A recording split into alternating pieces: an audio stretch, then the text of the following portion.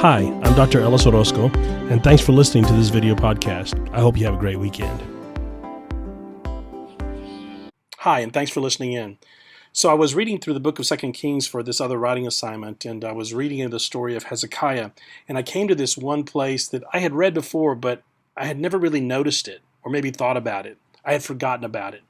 And it's this place where it's talking about Hezekiah, who was one of the kings of Israel, and the kings of Israel, as it went, were either good or bad, and he was a good one.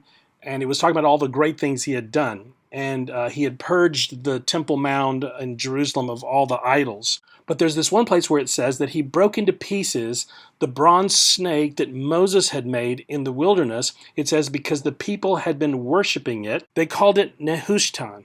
Now that just means the brass thing, but the point is that they had named it. They had given this bronze snake on a pole a name, and they were burning incense to it.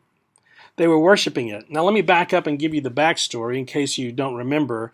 When they were wandering in the wilderness years under the leadership of Moses, the people were complaining, and God punished them by sending poisonous snakes.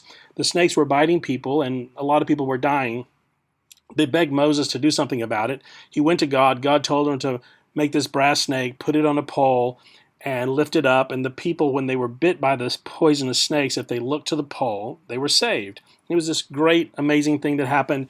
A lot of people were being saved by it. So anyway, now they kept the pole with the snake, and they had it in the temple, and they were worshiping it. And Hezekiah actually comes and he smashes the snake. I can't even begin to tell you how crazy that is. I can't believe that he smashes this artifact, this thing from their past that they were completely and totally devoted to. This wasn't a replica, okay? This is the snake that actually Moses actually made. This is the pole with the snake on it that Moses made with his own hands. And they had kept it in the temple. You see, it was becoming like a museum, and they worshiped it because it had saved them. And Hezekiah, I can't even begin to tell you what kind of courage this took. Hezekiah goes in and he smashes the snake that Moses made. I can't believe it. It's crazy. I'm surprised they didn't crucify him. It's interesting to me that the very thing that had once saved them was now killing them because they were worshiping it.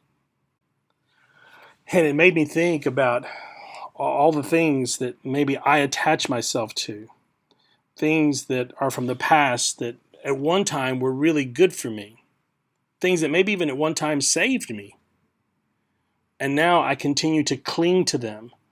I continue to look to them for strength and comfort and peace. And maybe that's the very thing that's killing me. I would encourage you to look for all the little idols in your life, the things that you are clinging to instead of God.